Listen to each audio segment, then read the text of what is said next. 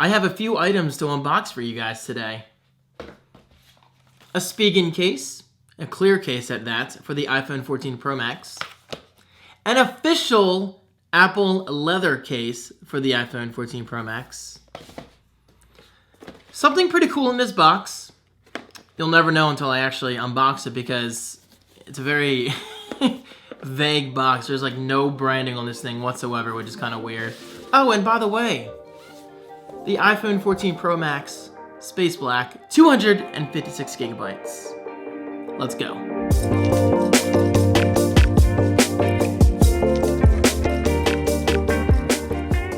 What's up, everybody? How you doing today? My name is David Franco, and I am extremely excited to unbox this for the first time on my channel, the iPhone 14 Pro Max Space Black. I did not go deep purple.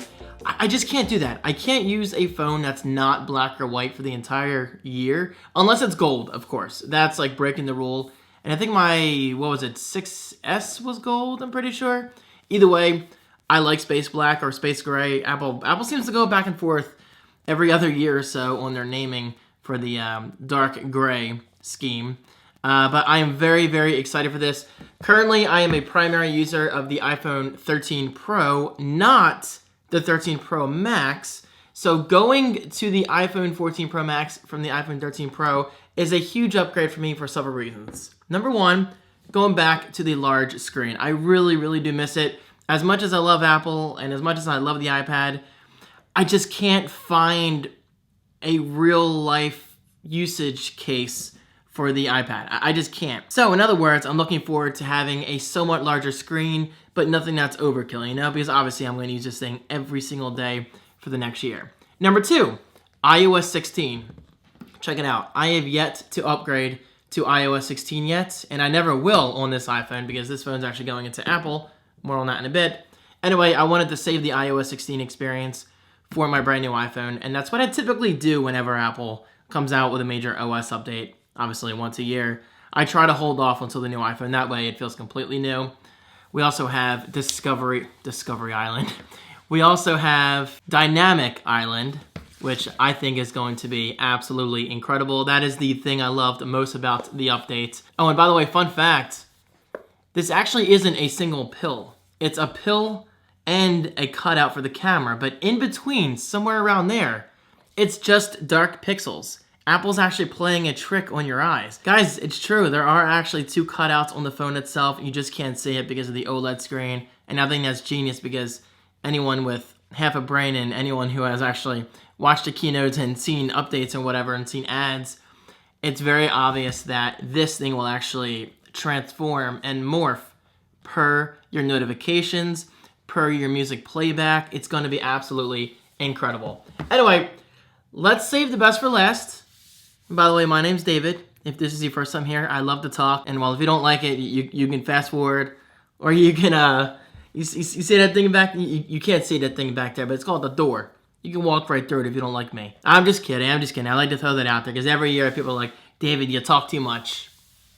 Have you guys heard of this thing called fast forwarding? You can actually scrub the video playback to go past all this babbling.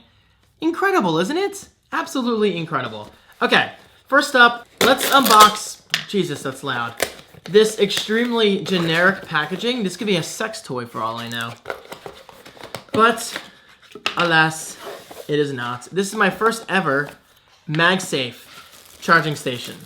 Now, the iPhone 13 Pro is obviously MagSafe compatible, but I never really found myself using it because I like the wireless charger I have upstairs. I literally just sit it on my charger like this, and it just charges. Now, granted, it is a little finicky, and you have to place it just right.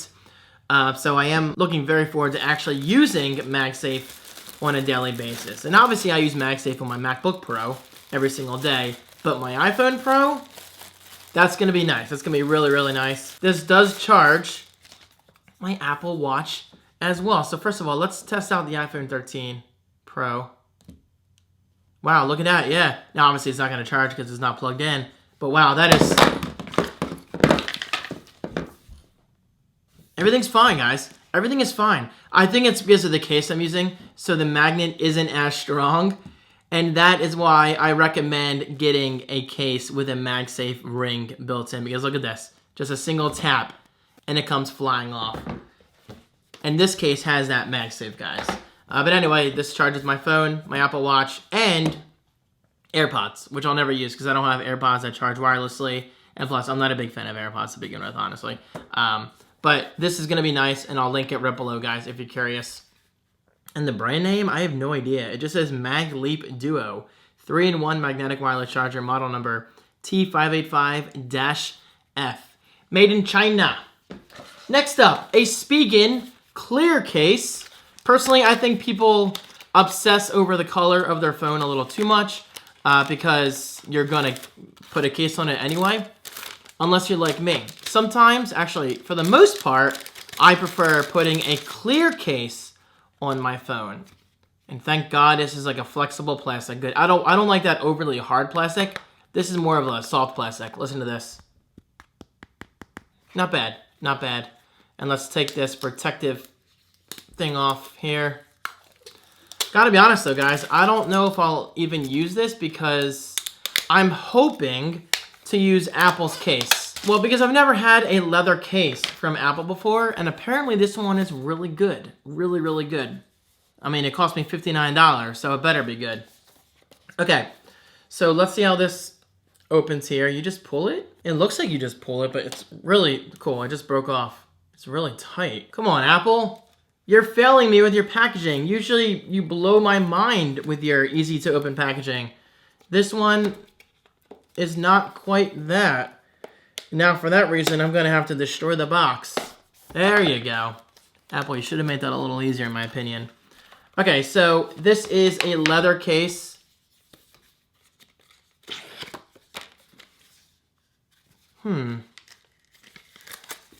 Gotta be honest. It feels different than I imagined. I don't know about this, guys. Doesn't feel like it's worth $59. And please, I'm not trying to be negative. I'm just trying to be critically honest with you guys, you know? But this does not feel anything like I thought it would. I thought it was going to be a lot softer and grippier. Maybe I'll have to get used to it. I don't know. Maybe I got my hopes up too much. But yeah, I mean, it's definitely the leather case. It says right there. So we'll see. We'll see. I mean, hey, there's a good chance I'll go with the clear case. But then again, I really want to use the MagSafe charger, and obviously this doesn't have the MagSafe built in. And yes, I realize, before everybody comments, David, Apple has a clear MagSafe charger. Or case, sorry, case. I realize that. But that ugly ring on their clear cases is a huge, huge turnoff. And guys, that is literally the only reason why I would never, ever, ever buy that case. I just think it's ugly. Okay, next up, the iPhone. One eternity later. All right, here we go, guys. The iPhone 14 Pro Max. Nice slim box because there is no power adapter included, which I am 100% on board with. And plus, who uses the power adapter with your iPhone? Like, I don't get that. Like, I use a wireless charger these days, and if I have to charge it using a power adapter, then I have a ton just lying around. And that's exactly why Apple did away with power chargers a while ago, is because they just assume you have power adapters lying around your house. Here we go. Oh,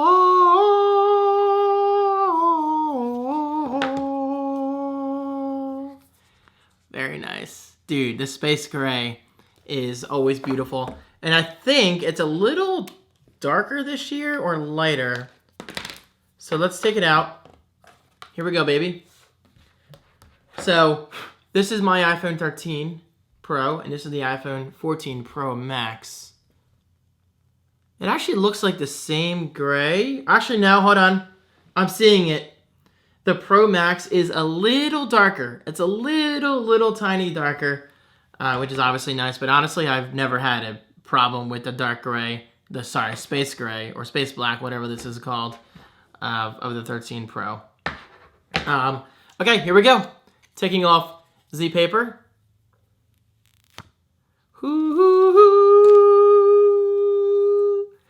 And if you look closely, while the screen is off, you can indeed see the little gap between the pill and the camera cut out. I don't know if that's gonna come up on camera. You see it? Actually, yeah, right there a little bit. Do you see that?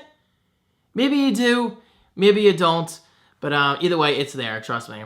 So noticeably heavier than my 13 Pro, obviously, because it's bigger, but there's a screen size comparison. Love it already, and it's not on yet. Actually, hold on. There is a big, big difference on the sides of the iPhone. The 14 is noticeably darker than the 13. You see that? Even with all the light behind the camera, you can see there is a significant difference on the sides. Wow, this is a lot darker. And of course, we have no SIM tray this year. Guys, gotta be honest. The SIM tray means absolutely nothing to me. Absolutely nothing. It's like Apple taking away the headphones port. I don't miss it. I never miss it. It's just a thing of the past, and it's, you know, something we're gonna have to get used to over time. So here we go, turning on the 14 Pro Max for the first time ever. First boot, baby. Show me that island. Beautiful OLED screen, which means we get pure blacks. You gotta love it. Let's see how long that takes. Not even gonna cut.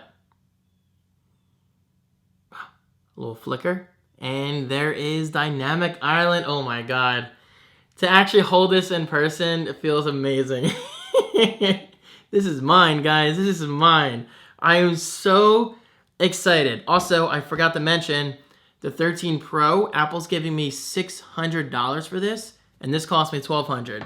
Do some quick math. Yep, you got that right. This essentially cost me $600 plus tax. So guys, I got this for pretty much half off. That's an absolutely incredible deal. Now, Apple has yet to send me that trade-in kit, but I'm assuming I'll get it any day now. Because I think once a trade-in kit arrives, I believe you have, what, 2 weeks to send your phone back? So guys, that's my new thing. There's absolutely no reason to not upgrade every single year. And there's absolutely no reason to hold on to your old iPhones. Now, with that said, I'm not going to be trading in any iPhones that are older than this one because I just like having them, meaning my iPhone 10 and my iPhone 11 Pro Max. But it is really, really nice to have that option. And I'm going to be doing that every single year.